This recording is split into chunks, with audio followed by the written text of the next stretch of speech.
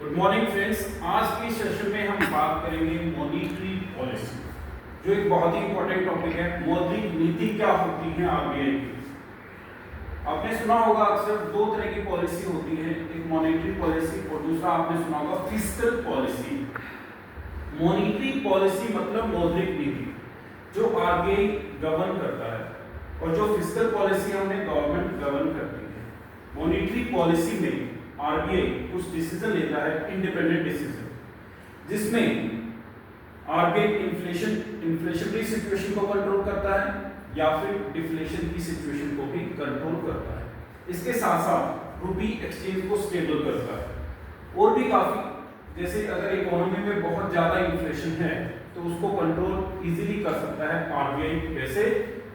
वो जो उसकी क्वांटिटेटिव टूल्स है, CRR, SLR, bank rate, repo rate, reverse repo rate, open market operation, इनमें चेंजेस करता है। इनके जो रेट हैं उनमें चेंजेस करके आरबीआई इजीली इन्फ्लेशन को कंट्रोल कर सकता है। कैसे? वो हम विस्तार से इसमें जानेंगे। इसके अलावा आप देखेंगे इस वीडियो में हम डिस्कस करने वाले हैं इंटरेस्ट रेट क्या होता है, इन्फ्लेशन टारगेटिंग क्या है, डियर मनी पॉलिसी क्या है, चीप मनी पॉलिसी क्या है, कॉन्ट्रैक्शनरी पॉलिसी आरबीआई की क्या होती है, और एक्सपांशनरी पॉलिसी क्या होती है। हिंदी और इंग्लिश दोनों में हम इसे जान लेते हैं। मॉनेटरी पॉलिसी के दो तरह के टूल्स होते हैं, क्वांटिटेटिव एंड क्वालिटेटिव। क्वांटिटेटिव जो टूल्स हैं वो होते हैं गणनात्मक टूल्स, और क्वालिटेटिव जो टूल्स होते हैं वो होते हैं गुणात्मक टूल्स। क्वांटिटेटिव टूल्स में मैंने बात की सीआरआर की, कैश रिजर्व रेशियो, नकद आरक्षित अनुपात, एसएलआर स्टैट्यूटरी लिक्विडिटी रेशियो मतलब सर्वाधिक तरलता अनुपात, बैंक रेट, बैंक दर, रेपो रेट, रेपो दर और रिवर्स रेपो रेट, प्रतिवर्ती रेपो दर, ओपन मार्केट ऑपरेशन, खुला बाजार परिचालन, एमएसएफ मार्जिनल स्टैंडिंग फैसिलिटी, जिसे हम कहेंगे सीमांत स्थायी सुविधा, बेस रेट। इधर है हमारे क्वालिटेटिव टूल्स, जो आरबीआई के क्वालिटेटिव टूल्स हैं जो गुणवत्ता चेक करते हैं। सिलेक्टिव क्रेडिट कंट्रोल, चयनात्मक ऋण नियंत्रण, मोरल सुएशन, नैतिक जो जिम्मेदारी होती है बैंकों की, नैतिक उत्तेजना, डायरेक्ट एक्शन सीधी कार्रवाई, राशनिंग ऑफ क्रेडिट, ऋण का राशन, मार्जिन रिक्वायरमेंट, सीमांत आवश्यकता, और ये जो टॉपिक्स हैं इन पर हम चर्चा करने वाले हैं। तो मैं आपको एक एक करके डिटेल्स में इस लेक्चर में हम समझेंगे कि आरबीआई की जो मॉनेटरी पॉलिसी है, मॉनेटरी पॉलिसी जिसके दो तरह के टूल्स होते हैं, क्वांटिटेटिव और क्वालिटेटिव। इसमें आरबीआई कॉन्ट्रैक्शनरी मॉनेटरी पॉलिसी को फॉलो करता है। कभी कभार क्वेश्चन आता है कि एक्सपांशनरी मॉनेटरी पॉलिसी को आरबीआई फॉलो करता है, तो ऐसी दशा में क्या होता है। कॉन्ट्रैक्शन का मतलब आप समझ रहे होंगे, कॉन्ट्रैक्शन का मतलब होता है सिकुड़ना। जब मनी सप्लाई मार्केट में ज्यादा है, जब ज्यादा हो जाती है तो उसे कॉन्ट्रैक्ट करने की जरूरत होती है, वहां से मनी साइक्लोन ऑफ की जाती है। तो इस दशा के अंदर जब हम मनी मार्केट से कम कर रहे हैं उसको कहते हैं कॉन्ट्रैक्शनरी मॉनेटरी पॉलिसी। मतलब जब हम ये दर जो है CRR, SLR, bank rate, repo rate, जब ये रेट कम होंगे तब बैंक के पास ज्यादा पैसा होगा और बैंक लोन अमाउंट भी ज्यादा देगा। तो ऐसे केस में जो है कॉन्ट्रैक्शनरी मॉनेटरी पॉलिसी में हम पैसे को खींचते हैं मार्केट से। अगर आप इनकी दर को बढ़ाएंगे, CRR, SLR, bank rate, repo rate, एक बार इसको समझ लेते हैं क्या होते हैं ये और किस तरीके से काम करेंगे। सीआरआर, कैश रिजर्व रेशियो, ये वो दर है जो आरबीआई ने कहा कि आप सिक्योरिटी के रूप में हमारे पास जमा करवा लेंगे। सीआरआर ये अभी चल रहा है 4.5%। मान लो बैंक के पास टोटल डिपॉजिट है 100 रुपीज, तो 100 में से 4.5 रुपए जो है आरबीआई के पास इसने रख दिए सिक्योरिटी के रूप में। एसएलआर अभी मान लो 18% है। एसएलआर वो रेट होता है जो वो रेशियो बैंक के टोटल डिपॉजिट का जिसे बैंक अपने पास सिक्योरिटी के रूप में रखता है। अपने पास हमेशा इसको रखना होता है ये 18%। मान लो ये 100 रुपए डिपॉजिट था, तो इस पर 18% मतलब 18 रुपए बैंक ने अपने पास रख लिए। तो बैंक के पास टोटल कितने बचे? 18 और 4 22, 22.5 रुपए। 100 में से माइनस कर दो, कितने बचेंगे? 77.5। ठीक है। अब दूसरा केस देख लेते हैं। अगर सीआरआर बढ़ता है तो 4.5 से मान लो 5% होता है, एसएलआर मान लो 18 से 19 हो जाता है, तो 5 और 19 कितना हुआ? 24। 100 में से 24 जाएंगे तो कितना बचेगा? 76। तो जब ये दर बढ़ रही है तो बैंक के पास पैसा कम हो रहा है। इसका मतलब है अगर बैंक के पास कम पैसा होगा तो कम पैसे से बैंक लेन देन करेगा, तो कस्टमर को लोन भी कम देगा। तो मान लो 76 के 76 रुपीस बैंक लोन दे देता है, मार्केट में चले जाते हैं 76 रुपीस। तो मार्केट के अंदर जो मनी फ्लो है जो पहले था 77, अब उससे कुछ परसेंट कम हो गया। और जब ये मनी फ्लो कम होगा तो इस दशा को हम कहते हैं कॉन्ट्रैक्शनरी मॉनेटरी पॉलिसी। कॉन्ट्रैक्शनरी का मतलब पैसे का सिकुड़ना। मार्केट से पैसा जब कम होता है तो कॉन्ट्रैक्शनरी मॉनेटरी पॉलिसी हम कहते हैं। इसी तरीके से ये डियर मनी पॉलिसी है गाइस। इन्फ्लेशन की जब सिचुएशन होती है मार्केट में, इन्फ्लेशन कब आएगा? जब मार्केट के अंदर पैसा ज्यादा होगा। जब पैसा ज्यादा होगा तो आरबीआई डियर मनी पॉलिसी को लागू करता है, जिसमें इंटरेस्ट रेट ज्यादा कर दिए जाते हैं। इंटरेस्ट रेट ज्यादा क्यों किए जाते हैं? इंटरेस्ट रेट जब ज्यादा होगा तो बैंक के पास जो है पैसा खींचा चला आएगा। ठीक है। और अगर बैंक चीप मनी पॉलिसी लागू करता है, चीप मनी पॉलिसी को फॉलो करता है, तब मार्केट के अंदर पैसा जो है ज्यादा हो जाएगा, इजीली अवेलेबल होगा। चीप मनी का मतलब होता है जो पैसा इजीली अवेलेबल हो लोगों को। डियर मनी पॉलिसी के अंदर है जो पैसे की वैल्यू जो बढ़ जाती है, जब पैसा कम होता है मार्केट में, उस अवस्था को हम कहते हैं डियर मनी पॉलिसी। और जब पैसा इजीली मार्केट में हो उसको हम कहते हैं चीप मनी पॉलिसी। ठीक है। अब आते हैं हम बैंक रेट पर। बैंक रेट एक वो दर होती है जिस पर आरबीआई लोन देता है कमर्शियल बैंक को लॉन्ग टर्म के लिए, उसे हम कहते हैं बैंक रेट। बैंक दर वो दर है जिस पर आरबीआई कमर्शियल बैंक, वाणिज्य बैंकों को लॉन्ग टर्म के लिए लोन देता है। रेपो रेट वो दर होती है जो शॉर्ट टर्म के लिए आरबीआई कमर्शियल बैंक को लोन देता है against securities. Reverse repo rate, जब बैंकों के पास ज्यादा पैसा होता है तो वो आरबीआई के पास डिपॉजिट करने चले जाते हैं, और ऐसे में उन्हें रिवर्स रेपो रेट की दर से पैसा मिलता है। मतलब जो रेट होगा वो रिवर्स रेपो रेट होगा, जो कि रेपो रेट से कुछ कम ही होगा। ओपन मार्केट ऑपरेशन में आरबीआई सिक्योरिटीज की सेल परचेज करता है। सिक्योरिटी एक पीस ऑफ पेपर होता है, एक पीस ऑफ पेपर, ठीक है, जो एक कमिटमेंट शो कर दिया आरबीआई और कस्टमर के बीच में। आरबीआई इस पीस ऑफ पेपर को किसी भी इंस्टीट्यूशन को सेल कर देता है। मान लो इसकी वैल्यू है 100 करोड़ और आरबीआई ने इसे सेल कर दिया, ठीक है। डिस्काउंट में भी सेल कर सकता है और इसमें इंटरेस्ट भी चार्ज कर सकता है, इंटरेस्ट भी उसे दे सकता है। मान लो 100 करोड़ की ये सिक्योरिटीज थी, उसने 95 करोड़ रुपए में किसी इंस्टीट्यूशन को दे दी, तो उसको कहा गया कि अभी आप 95 करोड़ रुपए आरबीआई को दे दो और एक टाइम लिमिट यहां पर रख दी 1 ईयर की। लेट्स सपोज कि 1 साल के बाद आरबीआई आपको वापस आपसे ये सिक्योरिटीज ले लेगा और आपको क्या दे देगा? 100 करोड़।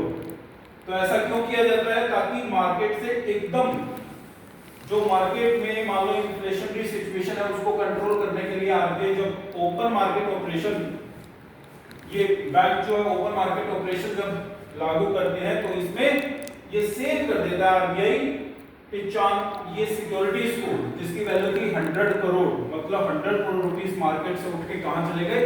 आरबीआई के पास चले गए।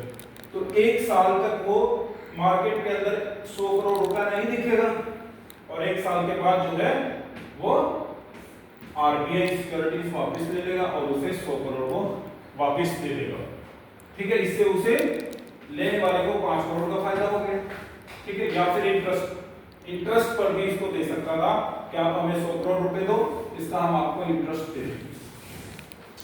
आगे हम बात करते हैं एमएसएफ की मार्जिनल स्टैंडिंग फैसिलिटी। एक वो ऑप्शन है जब आरबीआई ने बैंक को बोला होगा कि आपको एसएलआर मेंटेन करना है, और बैंक कई बार एसएलआर अपना मेंटेन नहीं कर पाते हैं। 18% जो अभी है कि बैंक को अपने पास रखना है टोटल डिपॉजिट का, अगर बैंक ऐसा नहीं करता है तो बैंक को एक ऑप्शन दिया जाता है ओवरनाइट लोन लेने का, that is called marginal standing facility. और ये दर बैंक रेट के बराबर या बैंक रेट से कभी-कभार ज्यादा भी होती है। बेस रेट क्या होता है?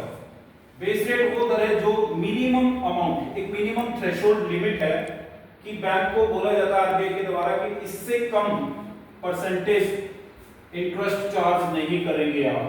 मतलब मान लो ये 9% का क्लोज है या 10% का है, जो भी आरबीआई बोलता है बैंक को कि 9% से कम पर आप किसी को भी लोन नहीं देंगे, that is called base rate. बड़ा बैंक कितना भी सकता है मगर मिनिमम थ्रेशोल्ड लिमिट जो है उससे नीचे बैंक नहीं जाएगा, because it is being set up by RBI. अब आते हैं हम आरबीआई के जो दूसरे टूल्स हैं क्वालिटेटिव्स क्या होते हैं। क्वालिटेटिव टूल्स में हम सिलेक्टिव कंट्रोल्स की बात करते हैं, चयनात्मक ऋण नियंत्रण की। एक बार चेक कर लीजिए, वीडियो चल रहा है। ओके, सिलेक्टिव क्रेडिट कंट्रोल, चयनात्मक ऋण नियंत्रण।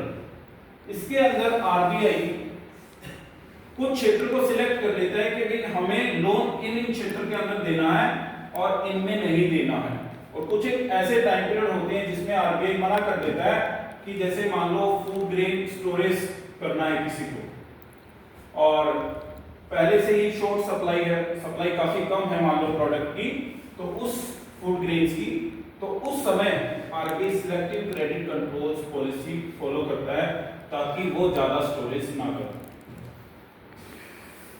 मोरल सुएशन का मतलब होता है नैतिक उत्तेजना। आरबीआई जो भी दिशा निर्देश बैंकों को देता है वो बैंकों को फॉलो करने होते हैं नैतिकली। मतलब कुछ ऐसे डिसीजन आरबीआई लेकर के बैंक को बताता है कि भाई आपको ऐसा ऐसा करना है, कस्टमर के साथ कोई धांधली नहीं होनी चाहिए, कस्टमर के साथ जो भी आप बिजनेस कर रहे हो प्रॉपर तरीके से होना चाहिए, डॉक्यूमेंटेड होनी चाहिए हर चीज, तो दैट इज कॉल्ड नैतिक उत्तेजना।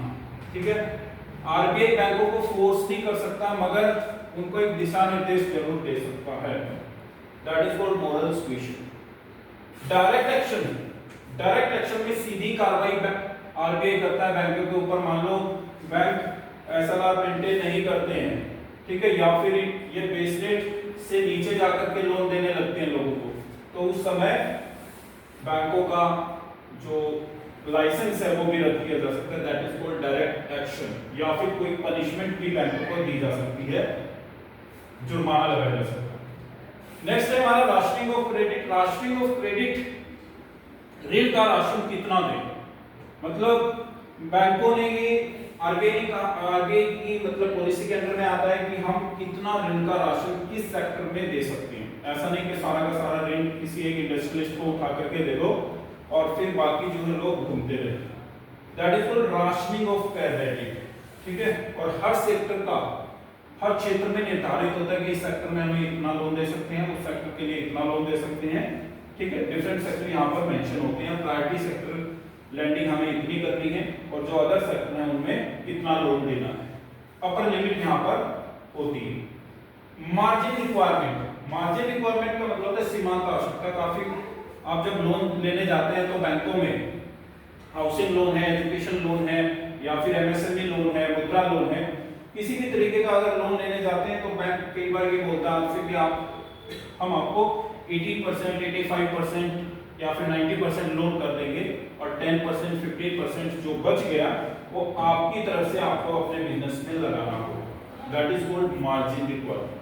बैंक काफी बार 100%, अगर आपकी रिक्वायरमेंट है 20 लाख की तो 20 लाख रुपीस आपको लोन नहीं देता, वो कहता है हम 16 लाख आपको लोन प्रोवाइड करेंगे और 4 लाख रुपीस आपको एडजस्ट करने होंगे, that is called margin requirement. ये ऐसा इसीलिए जरूरी होता है ताकि कस्टमर की गुणवत्ता चेक की जा सके कि कस्टमर वाकई ही वो चीज खरीदना चाहता है, वो अपनी तरफ से कितने एफर्ट्स लगा रहा है और बैंक को कितने लगाने हैं। इन्फ्लेशन टारगेटिंग का ये डियर मनी पॉलिसी और जो चीप मनी पॉलिसी है, ये कॉन्सेप्ट सीधा इन्फ्लेशन को टारगेट करता है। इन्फ्लेशन इन्फ्लेशनरी सिचुएशन का मतलब है मनी मार्केट में ज्यादा होना, जिसकी वजह से डिमांड ज्यादा होती है। जब डिमांड मार्केट में ज्यादा होगी तो प्राइस ऊपर उठेंगे, प्राइस बढ़ेंगे। तो प्राइस को कंट्रोल करने के लिए हम डियर मनी पॉलिसी को फॉलो कर सकते हैं ताकि मनी चीपली अवेलेबल ना हो। अगर मनी चीपली अवेलेबल नहीं है, डियर मनी पॉलिसी आप फॉलो करते हैं, इंटरेस्ट रेट जो है बैंकों का थोड़ा सा हाई कर देते हैं। इंटरेस्ट रेट दो तरह के होते हैं, एक वो इंटरेस्ट रेट होता है जिस पर जो आपके सेविंग अकाउंट पर मिलता है, और एक वो इंटरेस्ट रेट होता है जब आप लोन लेते हैं बैंक से तब जो चार्ज करता है। तो हम यहाँ पर दोनों तरह के जो इंटरेस्ट रेट हैं, अगर मान लो सेविंग इंटरेस्ट रेट बैंक बढ़ा देता है तो बैंक के पास आप डिपॉजिट करने के लिए जाएंगे ज्यादा, ठीक है, और जब बैंक के पास आप ज्यादा डिपॉजिट के लिए जाएंगे, एफडी वगैरह करवाने के लिए जाएंगे या अदर चीजें, तो मनी मार्केट में कम हो जाए, ठीक है। चीप मनी पॉलिसी का मतलब है मनी आसानी से आपके पास है, मार्केट में मनी बहुत ज्यादा है, मनी फ्लो बढ़ रहा है क्योंकि इंटरेस्ट रेट काफी कम है। अगर बैंक लोन अमाउंट जो है, लोन की दरें कम कर देगा, लोन इंटरेस्ट रेट कम कर देगा, तो ज्यादा लोग लोन परचेज करेंगे और मार्केट में ज्यादा खर्च करेंगे, उससे क्या होगा, एक्सपांशन होगा, ठीक है, ओवरऑल इकोनॉमी में बूम आएगा, ठीक है, एम्प्लॉयमेंट बढ़ेगा और इन्फ्लेशन जो है, अगर पैसा ज्यादा है तो इन्फ्लेशन भी बढ़ेगा मगर साथ साथ एम्प्लॉयमेंट भी बढ़ेगा, ठीक है, ये ध्यान रखना है। और अगर रिसेशन की सिचुएशन है, अगर ऐसी दशा है मार्केट की कि उसमें मंदी का दौर चल रहा है, तो ऐसे केस में हमें एक्सपांसिवली मॉनेटरी पॉलिसी को फॉलो करना होता है, क्योंकि मनी मार्केट में है नहीं, और मनी मार्केट में नहीं है तो डिमांड ही नहीं होगी, और डिमांड नहीं है किसी चीज की तो ऑटोमेटिकली रिसेशन वाली सिचुएशन आ जाएगी, ठीक है। तो इससे पार पाने के लिए हमें क्या करना होगा, इंटरेस्ट रेट आरबीआई को या बैंकों को कम करने होंगे, जिससे कि लोग ज्यादा लोन ले और मार्केट में ज्यादा खर्च करें, जिससे कि डिमांड बढ़े और बिजनेस में प्रॉफिट हो, प्रॉफिट होगा तो एम्प्लॉयमेंट भी बढ़ेगी और लोगों का कामकाज भी सही से चलेगा। ये थे हमारे दो तरह के टूल्स, क्वांटिटेटिव और क्वालिटेटिव। यहाँ पर क्वांटिटेटिव में क्वांट है मतलब किसी नंबर की बात कर रहे हैं, नंबर को घटा बढ़ा सकते हैं। क्वालिटेटिव में क्वालिटी की बात कर रहे हैं, मतलब कस्टमर की क्वालिटी चेक कर रहे हैं हम यहाँ पर, या बैंकों को दिशा निर्देश कुछ इस तरीके से दे रहे हैं ताकि क्वालिटी पर जो क्वालिटी चेक करके बैंक को आगे बढ़ाया जा सके, ठीक है। तो ये था हमारा मॉनेटरी पॉलिसी, मौद्रिक नीति, जो आरबीआई के आपके जो भी क्वेश्चन है वो कमेंट सेक्शन में जरूर पूछिए। Thank you.